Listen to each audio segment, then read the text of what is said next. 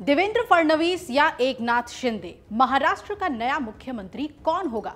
Suspense के बादल अब छटने भी लगे हैं। महायुति में सीएम पद को लेकर बड़ी खबर सामने आई है। देवेंद्र फडणवीस बनाम एकनाथ शिंदे जंग में अजीत पवार ने खेल कर दिया है। अब आप सोच रहे होंगे कि क्या हो गया है महाराष्ट्र में। अब फडणवीस की राह बताया जा रहा है कि आसान हो गई है और शिंदे की मुश्किलें बढ़ गई हैं। अजीत पवार गुट की एनसीपी देवेंद्र फडणवीस को मुख्यमंत्री बनाने के लिए राजी है और रविवार को हुई मीटिंग में अजीत पवार और उनके सभी विधायकों ने देवेंद्र फडणवीस को सीएम बनाने का समर्थन किया है, ये सूत्र बता रहे हैं। अजीत पवार गुट शिंदे के पक्ष में नहीं है और सूत्रों की माने तो खुद अजीत पवार भी चाहते हैं कि देवेंद्र फडणवीस ही सीएम बने। अजीत पवार का साथ मिलने से देवेंद्र फडणवीस का दावा और भी मजबूत हो गया है। बीजेपी को महाराष्ट्र चुनाव में अकेले अपने दम पर 132 सीटें मिली हैं और अजीत पवार की एनसीपी के खाते में 41 सीटें आई हैं। बहुमत का आंकड़ा 145 है, तो ऐसे में बीजेपी और एनसीपी की सीटों को मिला दिया जाए तो ये बहुमत के आंकड़े से काफी अधिक है। अब जब बीजेपी और एनसीपी साथ है तो शिंदे की पार्टी को झुकना ही होगा। अगर शिंदे सपोर्ट भी वापस ले लेते हैं तो भी देवेंद्र फडणवीस आसानी से सीएम बन सकते हैं।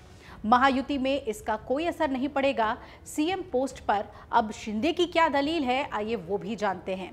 दरअसल मुख्यमंत्री पद को लेकर एकनाथ शिंदे कैंप और देवेंद्र फडणवीस कैंप में खींचतान नतीजों के बाद शुरू हो गई और एक और प्रचंड जीत के बाद बीजेपी अपने पास सीएम पोस्ट रखना चाहती है, तो वही शिंदे कैंप में अब भी उनके विधायक चाहते हैं कि एकनाथ शिंदे ही मुख्यमंत्री बने रहें। शिंदे कैंप की इसे लेकर दलीलें भी हैं। शिंदे कैंप का कहना है कि चूंकि लाड़की बहन योजना सीएम एकनाथ शिंदे ने शुरू की और इसका फायदा महायुति को चुनाव में हुआ, और शिंदे कैंप का ये भी मानना है कि आने वाले बीएमसी चुनाव और दूसरे म्युनिसिपल चुनावों में भी एकनाथ शिंदे का सीएम बनने से फायदा होगा। हालांकि बीजेपी कैंप की सोच शिंदे से बिल्कुल अलग है। बीजेपी के नेता चाहते हैं कि सबसे ज्यादा सीट क्योंकि बीजेपी को आई है, इसलिए बीजेपी के ही सीएम होने चाहिए। महाराष्ट्र के मुख्यमंत्री पद की रेस में देवेंद्र फडणवीस और एकनाथ शिंदे के बीच टक्कर तो है ही।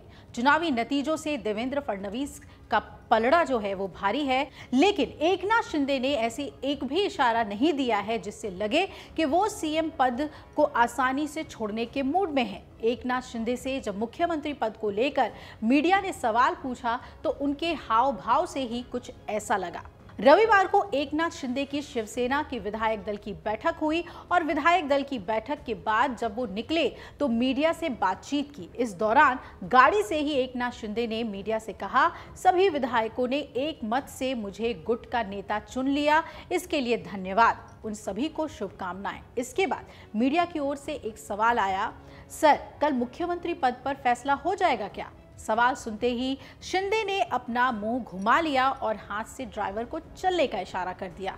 इस तरह शिंदे सीएम वाला सवाल ही टाल गए।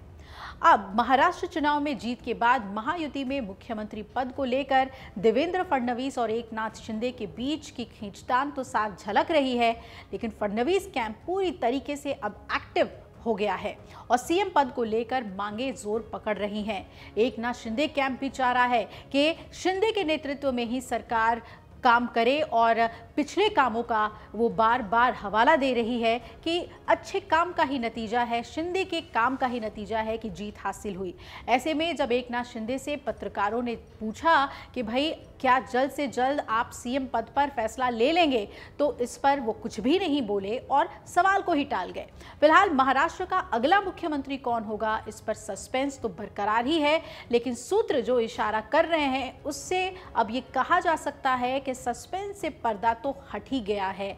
आज देवेंद्र फडणवीस, एकनाथ शिंदे और अजीत पवार दिल्ली में होंगे और यहां उनकी मुलाकात केंद्रीय गृह मंत्री अमित शाह से होगी और इसी बैठक में कहा जा रहा है कि सीएम पद को लेकर फैसला ले लिया जाएगा। और इस बीच देवेंद्र फडणवीस, एकनाथ शिंदे और अजीत पवार तीनों दिल्ली आने वाले हैं और यहां उनकी मुलाकात अमित शाह से हो जाएगी। अमित शाह से मुलाकात के बाद शायद सीएम पद पर तस्वीर आज शाम को ही साफ हो जाए, लेकिन इतना तो साफ है कि अजीत पवार अगर फडणवीस का साथ दे देते हैं तो एकनाथ शिंदे का तो पत्ता कट ही जाएगा सीएम पद के लिए। अगर आप ये वीडियो YouTube पर देख रहे हैं तो हमारे चैनल को सब्सक्राइब कर बेल आइकन दबाएं और Facebook पर देख रहे हैं तो हमारे पेज को लाइक करें। 8 मिलियन प्लस सब्सक्राइबर, आपके इस भरोसे के लिए बहुत धन्यवाद।